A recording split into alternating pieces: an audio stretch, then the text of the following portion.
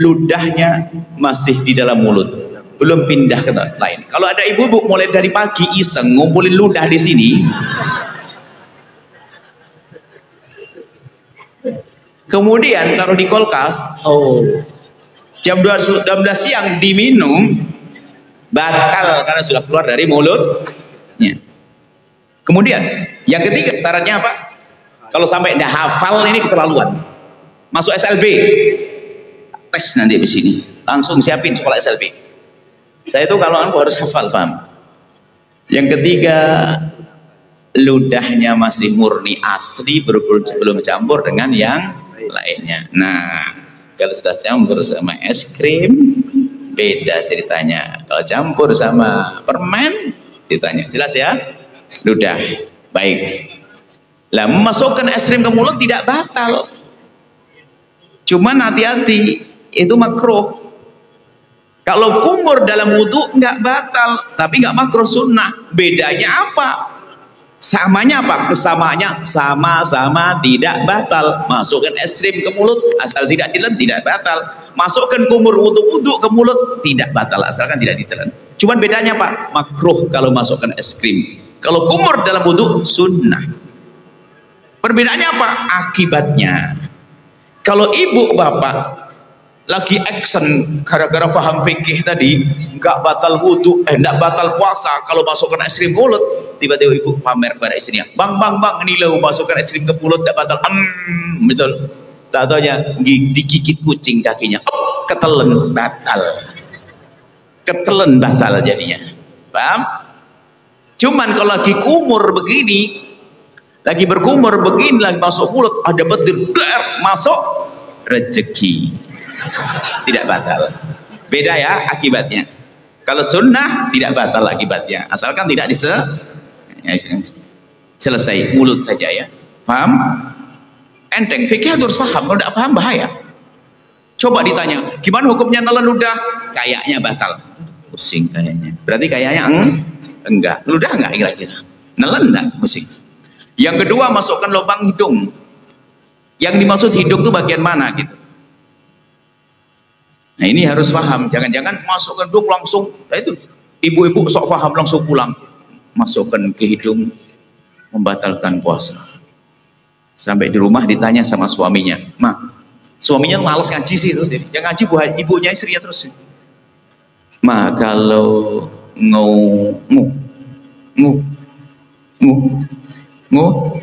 mobil, gimana? Bingung dia. Astagfirullah. Masuk ke hidung itu ya, salah. Makanya kalau ngaji jangan ngantuk. Yang dimaksud memasukkan ke hidung yang membatalkan puasa adalah memasukkan suatu ke wilayah, ke daerah, jika itu air Anda akan merasakan nyegrak panas tuh. Pernah ya? Panas itu. Jadi di atas sini. Maka ada pun di bawah tidak. Maka dari itu kami sampaikan kabar gembira bagi yang hobi, bahwasanya itu tidak membatalkan puasa. Asalkan jangan depan umum, tidak elok, tidak cantik. Selesai. Kemudian telinga. Apa yang maksud dalam telinga? Yang maksud dalam telinga itu adalah yang tidak bisa dijangkau oleh kelingking. Ini. Kalau masih dijangkau oleh kelingking dianggap luar, nggak batal nih. Tapi kalau sudah kelingkingnya kasih kuku atau korok kopeng, batal. Dalam mazhab Imam Syafi'i yang dikukuhkan. Selesai. Mohon maaf, ini majelis mulia, jangan dijadikan bahan guyonan yang jorok yang mengarah kepada hal-hal yang kotor. Adapun buang air kecil, mohon maaf, seorang laki-laki kemaluannya dibuka, ditetesin air, batal puasanya.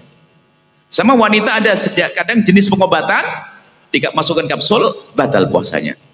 Termasuk, mohon maaf, ini majelis mulia, seorang wanita ingin beristinja, bersuci dari buang air kecil, ingat Allah Maha tahu tentang makhluknya, cukup dengan perut jemari. Kalau dengan perut jemari ditekan sekuatnya, masih bagian luar, tidak batalkannya. Tapi mohon maaf, kalau jemarinya dibengkokkan ke dalam, batal puasanya. Hati-hati para wanita, kalau membersihkan cukup dengan perut jemari. Perut jemari sudah selesai, sudah diatur, Allah Maha tahu tentang itu. Lubang belakang juga sama, selesai. Itu yang pertama. Yang kedua adalah muntah dengan sengaja. Kalau muntah tidak sengaja, tidak batal puasa. Muntah dengan sengaja mencium bau busuk biar muntah, batal lah puasanya. Tidak sengaja lagi jalan mabuk, pusing, muntah, tidak batal puasanya. Tapi ingat, untuk muntah tidak batalkan puasa dengan catatan. Muntah yang tidak sengaja tidak batal puasa, tapi ada syaratnya. Syaratnya jangan nelen ludah sebelum berkumur dengan air yang bisa dipakai wudhu. Kenapa? Muntahan itu najis. Najisnya lewat mulut, ketemu ludah. Berarti ludahnya yang ditelan kalau belum dicucikan, berarti lidah bercampur dengan najis. Makanya kalau habis muntah, jangan nelen ludah. Biarpun sudah meludah beribu kali, tetap belum suci. Karena yang mensucikan najis dalam mazhab Syafi'i harus dengan jumhur ulama dengan air. Cukup berkumur, tapi kumurnya jangan ditelan, dibuang. Setelah berkumur, dibuang, suci setelah itu. Baik, selesai. Muntah, memasukkan lubang 5 sama muntah, saya jejer 2, dekat. Kemudian yang ketiga dan keempat. 3 keempat yang batalkan puasa adalah 3 bersenggama biarpun tanpa keluar mani. Bersenggama sengaja biarpun tanpa keluar mani. Yang keempat adalah keluar mani dengan sengaja biarpun tanpa senggama. Sudah hafal? Tidak usah dijelaskan kalau sudah paham. Hubungan suami istri biarpun seorang suami belum keluar mani, yang penting sudah mohon maaf bagian kepalanya masuk, maka sudah batal puasanya. Selesai. Tidak usah dibahas lagi panjang lebar. Jelas ya? Kemudian yang ke berapa? 4 ya? 6, 7, 8. Saya bagi 3. 6, 7, 8. 6, 7, 8 adalah haid, nifas, melahirkan. Haid, nifas, melahirkan. Satu paket. Gampang hafalnya. Makanya kalau tidak hafal betul SLB sekolahnya nanti. Atau nifas, haid, melahirkan. Ibu-ibu rajin puasa di siang hari bulan Ramadan, puasa, Masya Allah, hamil tua. Maghrib kurang 10 menit, melahirkan bayi. Batal puasanya. Ibu-ibu yang lagi haid, kemudian setelah itu apa? Kurang setengah jam, ibu-ibu belum haid. Ibu-ibu lagi suci puasa, setengah jam sebelum maghrib tiba-tiba keluar darah haid, batal puasanya.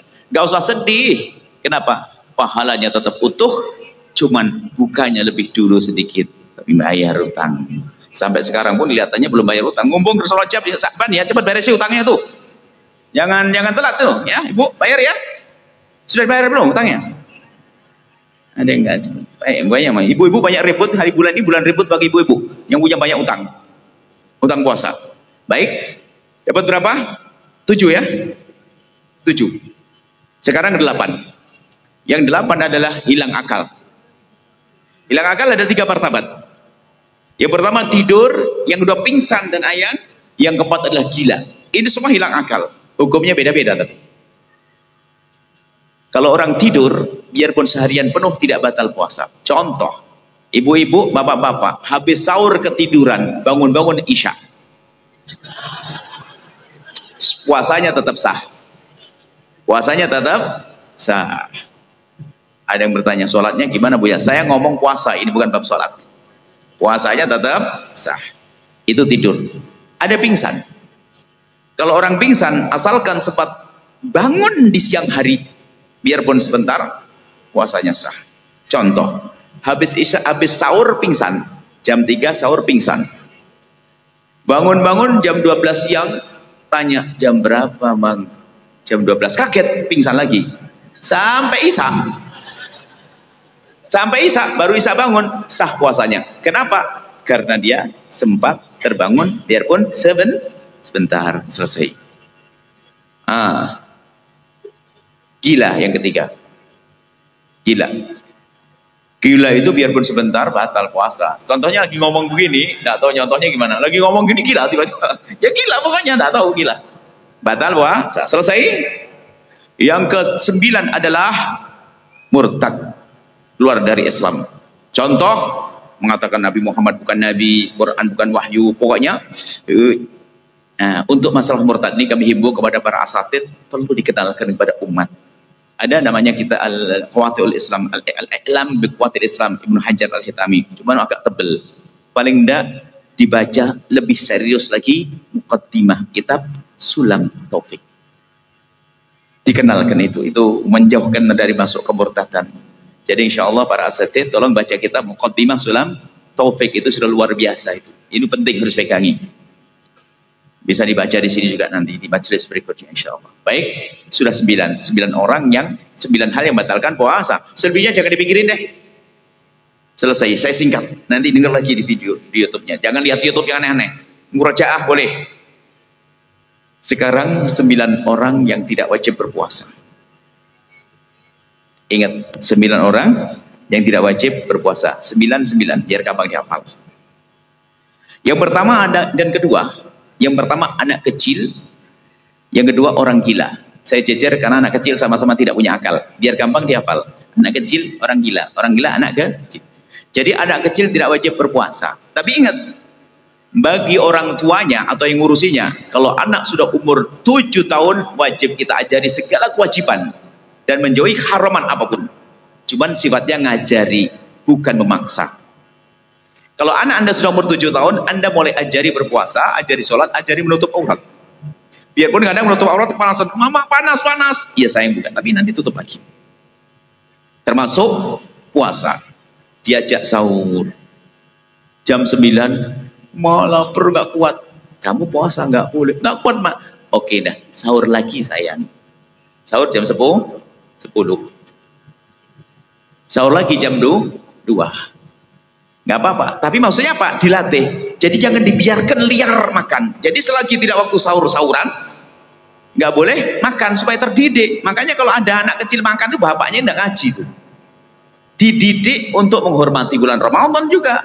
Biarpun padahal sesungguhnya nggak sah puasanya, mau makan sahur 3 kali bagaimana? Jam 10 sahur. Cuman namanya mendidik anak. Baru besok sahurnya 3 kali sayang. Sekarang masuk sahur 3 kali, besok sahurnya 2 kali ya. Ya ma, dikurangi. Sahurnya besok 2 kali. Akhirnya terakhir bisa sahurnya sekali.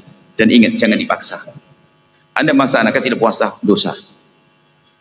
Anak kecil tidak boleh dipaksa umur 7 tahun 8 tahun. Sampai kalau sudah balik wajib puasa. Selagi belum haid, belum keluar mani, umur 9 tahun maka belum wajib puasa. Tapi wajib bagi orang tua untuk ngajarinya. Tapi tidak boleh dipaksa di saat 7 tahun, 8 tahun, 9 tahun. Dipaksa, awas gak puasa, tak pukul. Maksa halus diantaranya. Kalau tidak puasa, nggak saya beliin sepeda. Itu jangan dianggap motivasi loh, itu maksa itu. Akhirnya karena saking pengennya sama sepeda, dia memaksakan diri untuk puasa. Sakit bisa-bisa dia. Jadi jangan dipaksa, tapi dihimbau. Saya puasa, dihimbau dengan senang karena memang pada dasarnya dia belum wajib puasa. Yang kedua, orang gila, tidak wajib puasa, enggak dosa. Makanya jika ada di antara yang hadir pengen tidak puasa dan tidak dosa, jadi mau, makanya puasa. Jadi orang gila tidak wajib puasa, ya, dan tidak dosa. Anak kecil, orang gila. 3, 4. Mudah dihafal. Orang sakit sama orang tua. Orang tua sama orang sakit mirip ya. Orang sakit kayak orang tua. Orang tua tuh kayak orang sakit. Orang sakit kayak orang tua. Sebenarnya. Maksudnya orang tua yang berat bagi yang puasa. Orang sakit harus jelas dong. Jangan sampai langsung pulang ke rumah, langsung Mi, mama, Mi, saya besok gak puasa Mi. Kenapa? Saya sakit Mi. Sakit apa? Sakit jerawat. Udah, nggak bisa. Sakit jerawat mah enggak tetap wajib puasa, bukan sakit jerawat. Sakit yang menjadikan 3 sebab. Sakit yang kalau dia berpuasa lambat sembuhnya, atau semakin parah, atau menjadi mati dia. Berarti penyakit berat. Nggak wajib puasa. Maka jangan dipaksa orang sakit. Ya orang sakit. Kata siapa itu? Kata 2 orang. Buya pun tidak dianggap. Jadi orang sakit boleh berbuka puasa menurut 2 orang.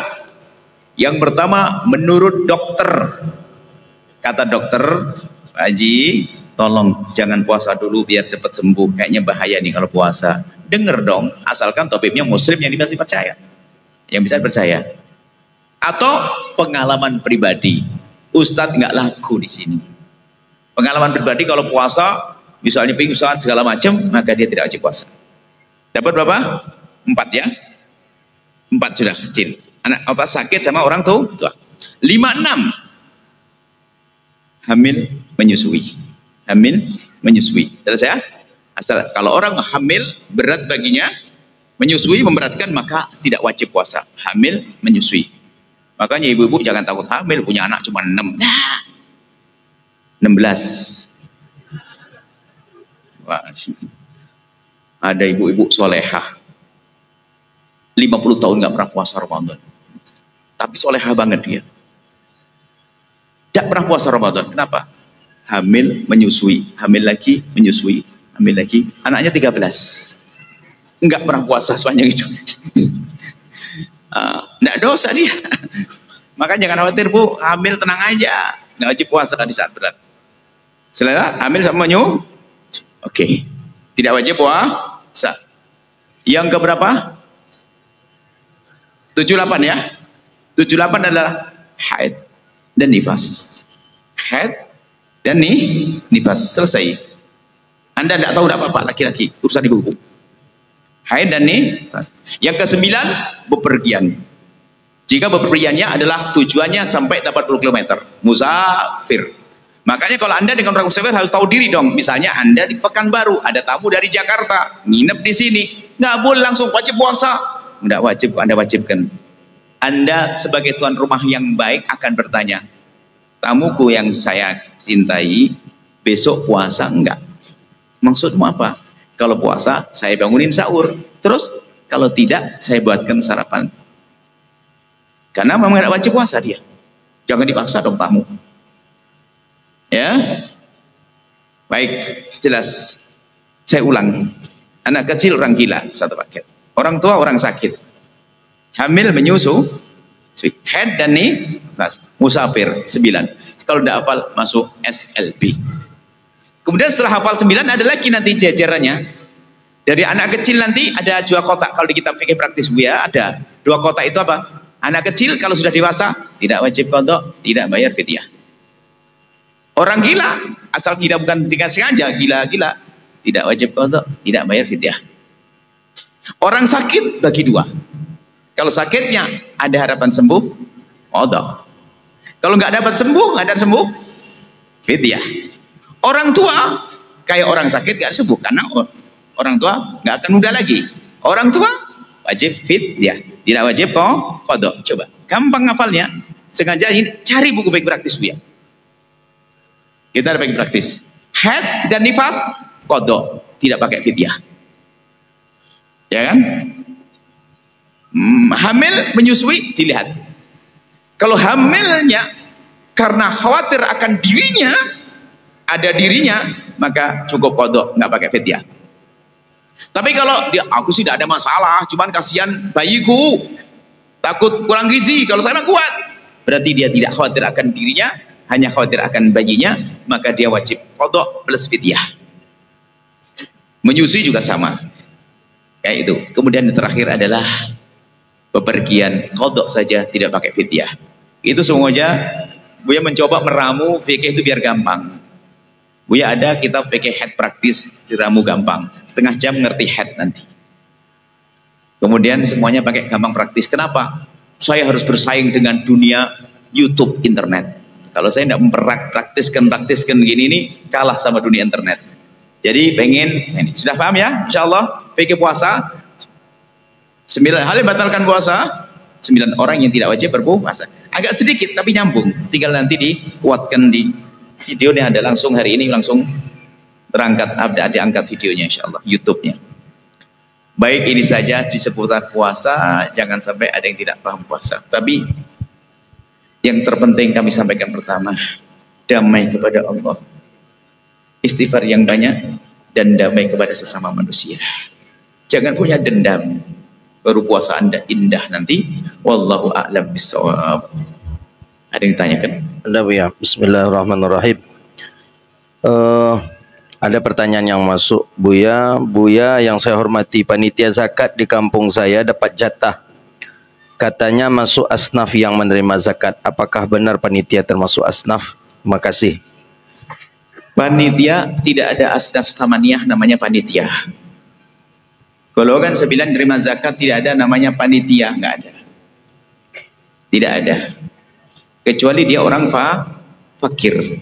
Namanya amil. Amil itu orang yang menarik zakat dan membagi zakat. Itu adalah yang ditentukan oleh hakim. Hakim itu pemerintah, direstui oleh Depak. Sebab kalau tidak begitu bahaya. Akhirnya ada zakat, ada amil-amilan.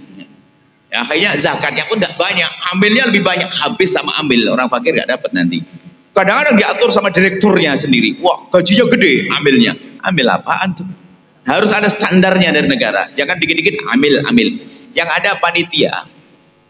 Panitia zakat boleh menerima zakat kalau dia fakir karena kefakirannya. Dia kaya raya, ya jangan dong. Jadi panitia zakat tidak berhak menerima zakat. Dan tidak disebut sebagai amil, karena amil kalau dibuka bahaya sekali. Sehingga ada satu tempat musola kecil, amilnya 25. Wah, habislah semuanya. Akhirnya sudah kong kali kong antara amil dengan amil, habis buat kita. Nah, dia harus, makanya amil itu harus direkomendasi oleh hakim atau dalam negara Islam, pemerintah Islam, dipantau. Ada standarnya supaya tidak seenaknya dalam urusan peramilan. Seperti itu ya. Tapi berhak menerima zakat sebagai seorang fakir. Jangan sampai gara-gara menjadi panitia nggak boleh menerima zakat. Kata Buya, panitia nggak menerima zakat. Ya yang kaya Pak. Yang fakir tetap berhak menerima zakat karena kefakirannya. Insya Allah seperti itu.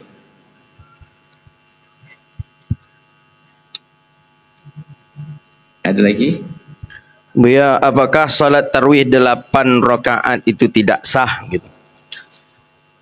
Kita punya fikih traweh praktis juga, serentet cerita traweh, cerita qiyamul lail. Kita bahas tentang sholat witirnya Nabi dulu, karena sholat witir itu ada di bulan Ramadan, di luar Ramadan. Nah, ternyata ada hadis Siti Aisyah tentang traweh Nabi. Hadis Siti Aisyah, Nabi itu tidak pernah melakukan sholat lebih dari 11 rakaat di dalam Ramadan dan di luar Ramadan. Itu adalah sholat witir yang sebagian orang dijadikan dalil itu sholat tarawih. Bukan, itu sholat witir karena di luar Ramadan dan di dalam Ramadan. Jadi sholat witir Nabi itu kebanyakan 11 rakaat. Jadi 11 rakaat yang selama ini didengar itu adalah kita dengar itu witirnya Rasulullah. Rasulullah pernah witir sekali, 1 rakaat pernah, 3 juga pernah, 7 juga pernah, 11 kebanyakan. Witirnya Nabi adalah 11 rakaat selesai. Itu witir Nabi. Lalu tarawih Nabi berapa? Tarawih Nabi tidak ada bilangannya. Yang mengatakan tarawih Nabi 20 rakaat bohong. Yang mengatakan tarawih Nabi 10 rakaat, 8 rakaat juga bohong. Karena bilangan tarawih Nabi tidak ada. Karena ceritanya Nabi sholat di malam Ramadan sendirian, diikuti oleh sahabat Nabi. Di hari ketiga diikuti, hari ketiga 4 diikuti semakin ramai. Nabi nggak datang lagi. Itu kisah qiyamul lail bulan Ramadan. Tarawih. Jadi tarawih Nabi tidak ada bilangannya. Yang mengatakan 8 itu tarawih Nabi. Bagaimana hadis Siti Aisyah yang masyhur itu adalah tentang witir. Karena itu ceritanya di bulan Ramadan dan di luar Ramadan. Coba baca hadisnya. Makanya jangan dipaksain, wah yang benar adalah 8 rakaat adalah witirnya Rasulullah. Nah, Anda jangan berbohong. Hadis itu tidak menunjukkan sholat witirnya Rasulullah, sholat tarawih Rasulullah. Tapi itu sholat witirnya Rasulullah. Maka sholat 8 rakaat bukan tarawihnya Rasulullah, bukan bilangan tarawih Rasulullah. 20 rakaat juga bukan bilangan tarawihnya Rasulullah. Cuma kenapa kok 4 mazhab ngambil 20 rakaat? Ini ada permasalahan, ada hal lain. Karena 20 rakaat itu dilakukan oleh Sayyidina Umar bin Khattab. Kemudian setelah itu diikuti oleh para sahabat Nabi. Sampai hari ini para ulama 4 mazhab kecuali mazhab Maliki saja, semua mengatakan seperti itu. Kenapa? Nabi yang nyuruh alaikum bisunnati wa sunnatil khulafair rasyidin, ikuti sunnahku dan sunnah Rasul. Maka para sahabat, para tabi'in, para ulama faham sehingga tarawih 20 rakaat. Tidak ada khilaf dalam hal ini. Ada khilaf mazhab Malik. Bolehlah di sini ikut mazhab Malik nanti sesaat-sesaat. Mazhab Malik adalah 20 rakaat. Mazhab yang kedua adalah 36 rakaat. Mau 36 rakaat. Kenapa? Karena ahli Madinah itu merasa di Mekah itu setiap 2 rakaat tawaf. Terawih 2 rakaat tawaf. 2 rakaat tawaf. Kita di Madinah nggak ada Ka'bah, nggak ada tawaf. ditambahi dengan rakaat sehingga menjadi jumlahnya 36. Jadi dalam pembahasan fikih, sholat tarawih yang ada menurut a'immah adalah 20 rakaat dan 36 rakaat. Silahkan. Ini. Terus setelah itu apa? Bagaimana ini 8 rakaat? Apakah sah? Begitu ya? Dia sah sebagai qiyamul lail. Mau disebut tarawih, yang penting daripada tidak sama sekali. Jangan dimarahi juga, jangan dicaci. Cuman ulama fikih mazhab Syafi'i mengatakan tidak sah sebagai tarawih. Itu adalah pendapat mazhab Imam Syafi'i. Cuman ya kalau kita memberi motivasi orang ya jangan sampai tidak sah dong ya, paling dapat pahala qiyamul lail. Gitulah. Jangan direndahkan juga. Jangan rendahkan yang 8 rakaat alhamdulillah daripada yang di gardu nggak sholat. Cuman yang repot kadang membid'ahkan yang 20 rakaat kan kacau. 28 rakaat bukan bid'ah. Kita aja mengatakan bid'ah. Kemudian dia mengatakan Nabi itu bayangkan secara akal di bulan Ramadan Nabi menganjurkan agar kita banyak beribadah, betul ya? Kan gitu ya? Coba tiba-tiba di bulan Ramadan Nabi sholat tarawihnya 8, witirnya 3. Padahal di luar Ramadan witirnya saja 11. Turun dong, masa Nabi hanya ngomong saja? Itu saya bahas agak detail dalam kitab tarawih kami. Pertama kita bahas tentang witir, Nabi saya datang riwayat tentang witir saya kumpulin di situ. Setelah itu riwayat tentang tarawih ternyata nggak ada bilangannya. Yang terakhir adalah bilangan tarawihnya Rasulullah, dalam tarawihnya sahabat Nabi, kemudian pendapat a'immah madzhabul arba'ah. Ada buku fikih. Cuman maksud kami di sini, Anda jangan caci maki. Kalau Anda lihat tetangga Anda tarawihnya 8 rakaat, Anda kasih motivasi, yuk ditambah sedikit.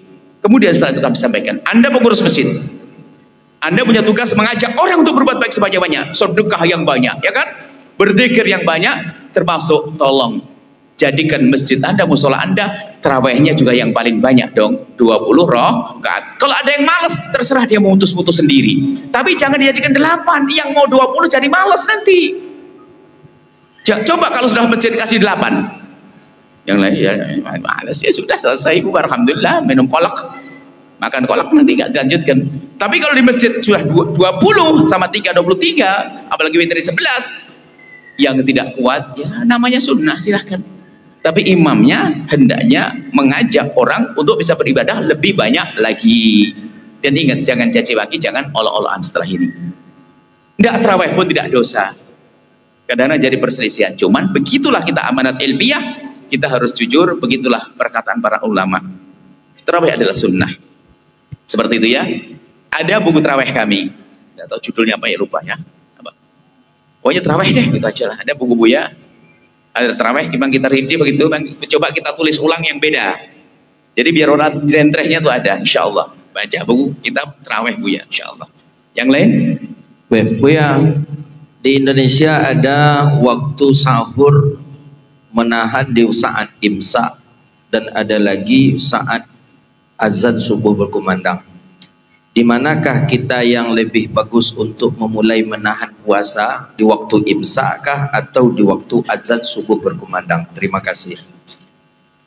Di dalam definisi puasa adalah al-imsak, menahan diri.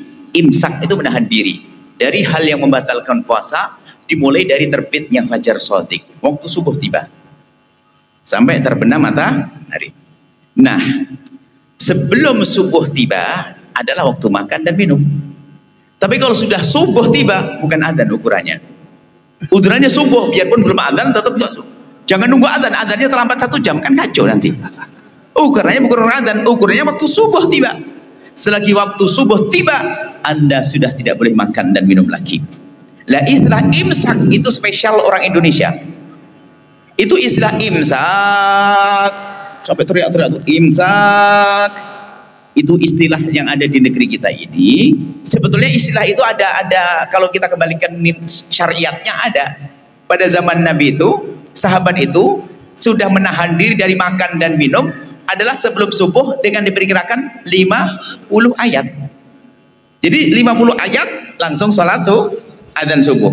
Makanya jeda ini penting untuk kita itu bersih-bersih, siap-siap diri.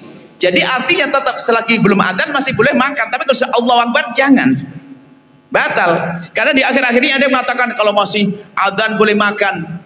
itu sepertinya kayak ini dia lagi kurang cermat membaca hadis. Itu ceritanya hadis adzan yang pertama. Jika adzan yang pertama, kan ada adzan tukang adzan Nabi, ada Abdullah bin Maktum sama Sayyidina Bilal bin Rabah. Adzan pertama itu sebelum subuh. Kalau adzan pertama makan yang kenyang. Adzan kedua jangan dong. Itu ada dua adzan. Nah, imsak mana yang lebih bagus? Ihtiyat, hati-hati. Imsak itu ada kita bersih-bersih, sikat gigi. Khawatir pas Anda itu makan kerupuk rambak belum minum air. Tahu kerupuk rambak? Kerupuk rambak tahu?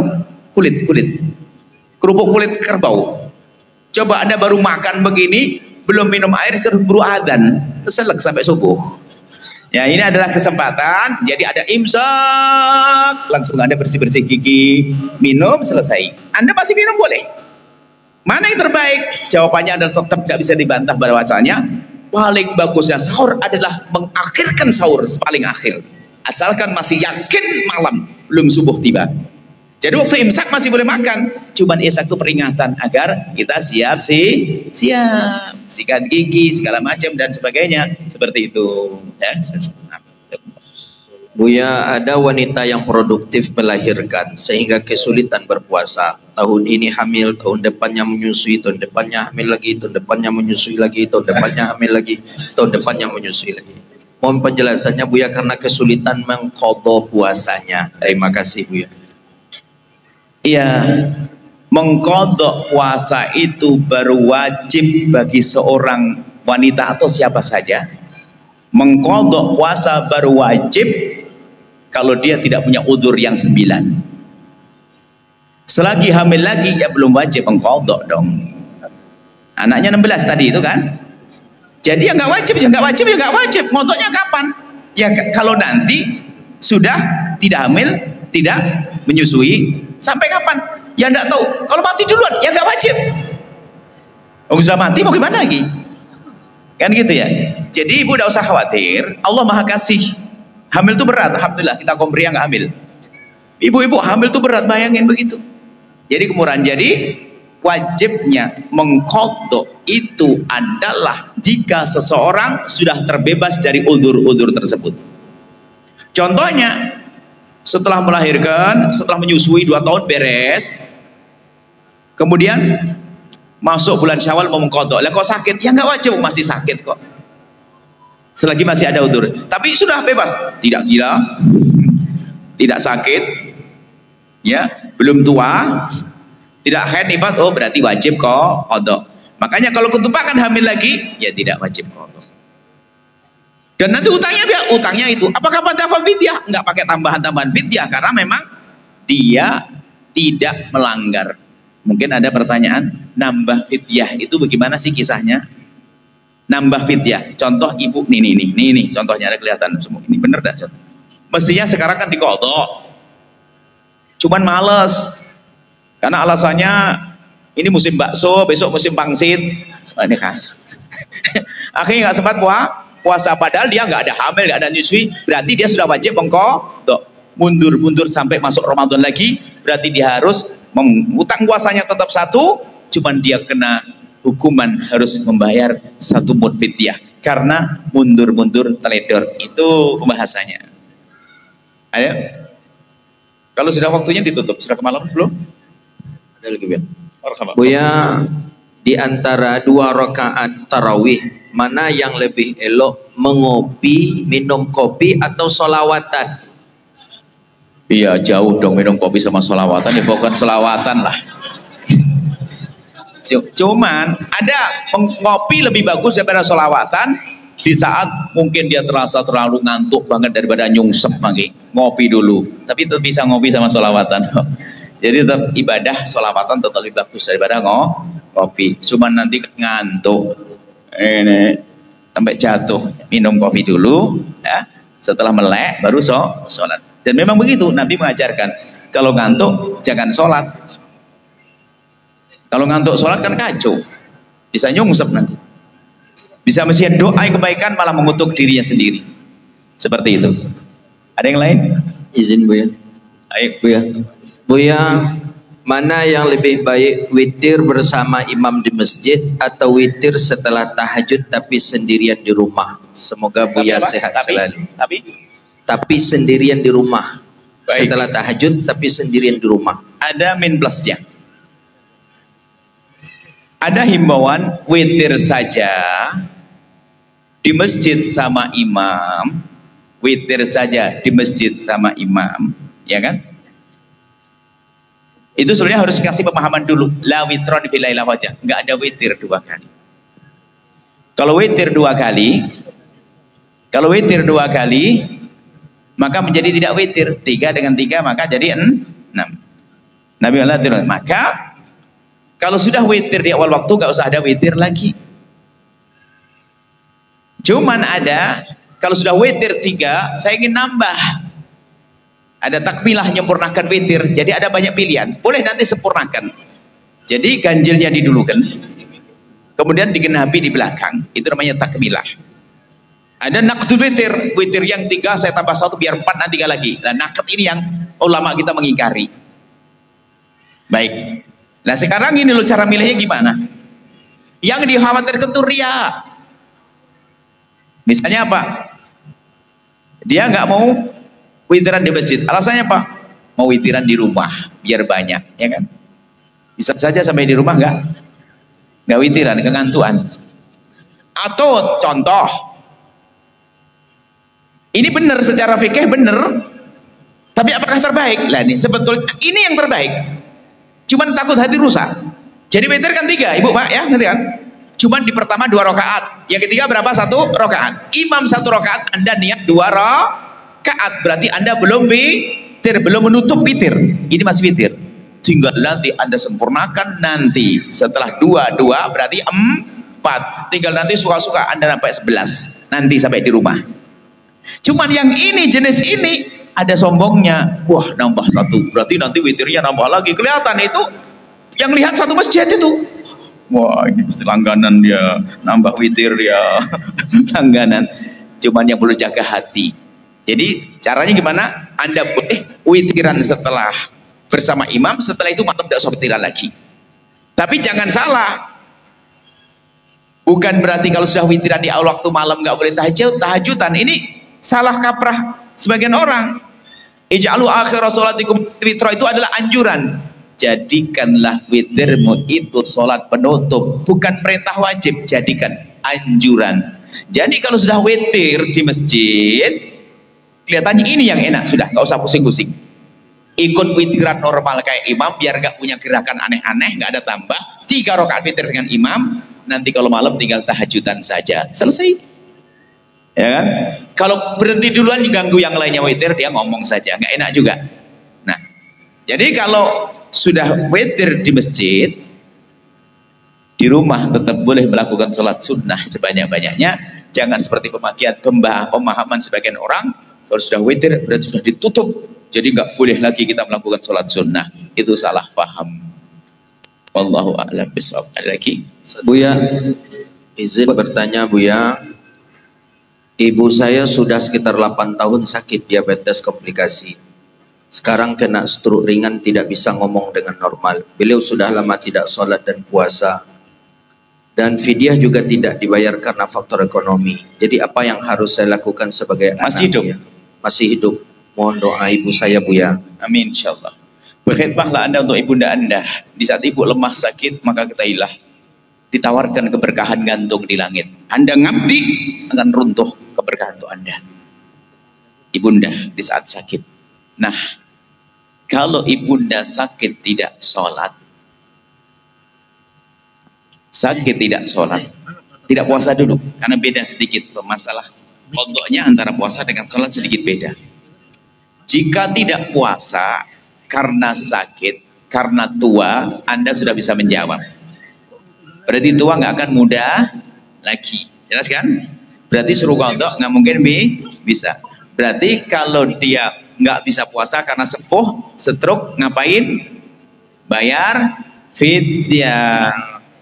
Sehari puasa dibayar 1 mud. 1 mud itu berapa sih? Ulama berbeda tentang 1 mud, antara 6 on sampai 7 on. Pendapatnya banyak. Makanya dalam fikih Buya tak langsung gabungin biar gampang ngapalnya. 6,7 on. Di samping tengah-tengah juga ingat angka 6 dan angka 7. Jadi terserah satu mod Anda anggap 6 on juga sah menurut sebagian, atau 6,5 atau 7 on, maka 6,7 on. Jadi sehari puasa dibayarkan kepada fakir miskin 6,7 on.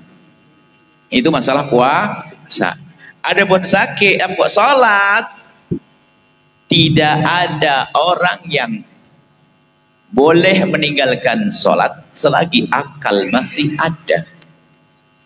Nggak ada fidyah untuk sholat sementara orangnya masih hidup. Nggak ada fidyah sholat sementara orangnya masih hidup. Di fidyahin nggak ada. Jelas? Ya sudah, diupayakan nanti kalau sehat diqadha. Ternyata meninggal dunia belum diqadha. Baru pertanyaannya di sini. Kalau masih hidup nggak ada pembahasan fidyah bagi orang sholat. Nanti yang kaya sudah siapin fidyahnya nanti. Baru setelah meninggal dunia pembahasannya, haruskah dibayar fidyah atau diqadai? Karena ibu saya terlanjur punya utang. Maka jawabannya adalah ada 3 pendapat. Pendapat yang pertama adalah mazhab Syafi'i yang dikukuhkan, enggak diqadhain, enggak dibayarkan fidyah. Lalu diapain? Istighfarlah untuknya yang banyak, didoain banyak. Makanya enggak usah diapa-apain.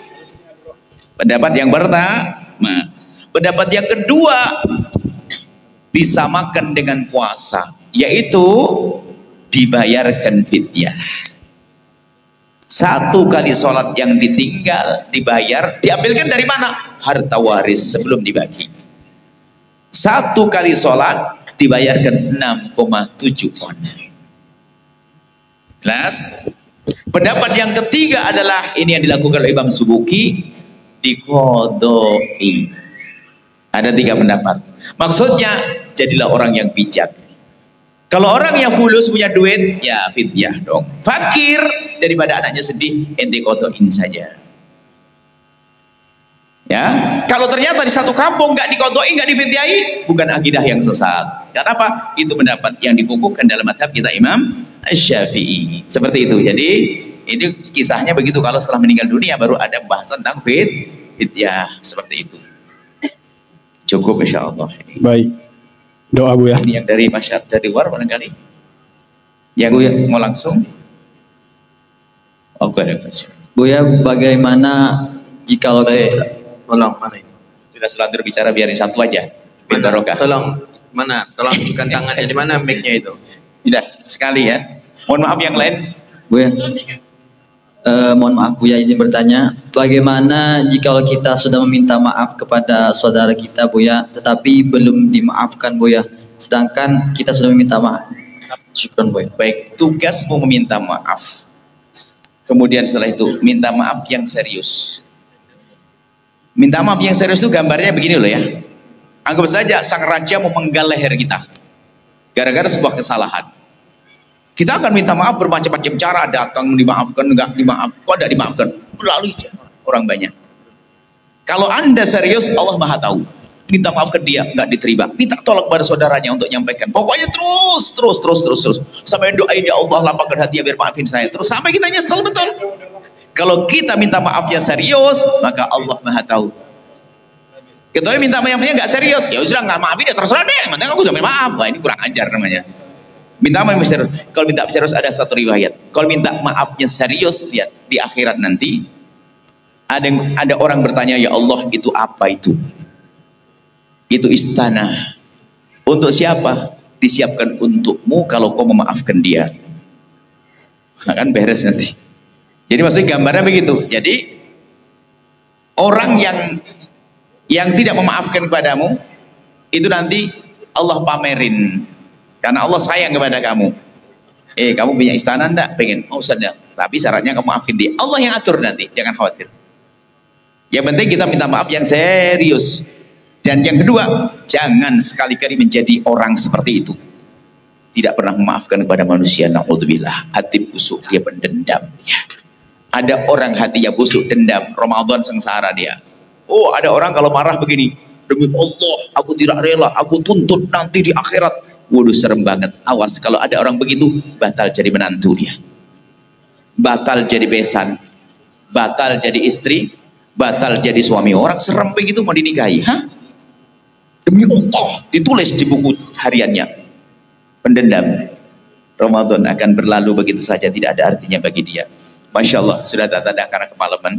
Sebetulnya kalau bicara tentang rindu sampai pagi kita siap, cuman ya harus dibatasi biar tetap rindu adalah rindu. Insya Allah bertemu di lain waktu.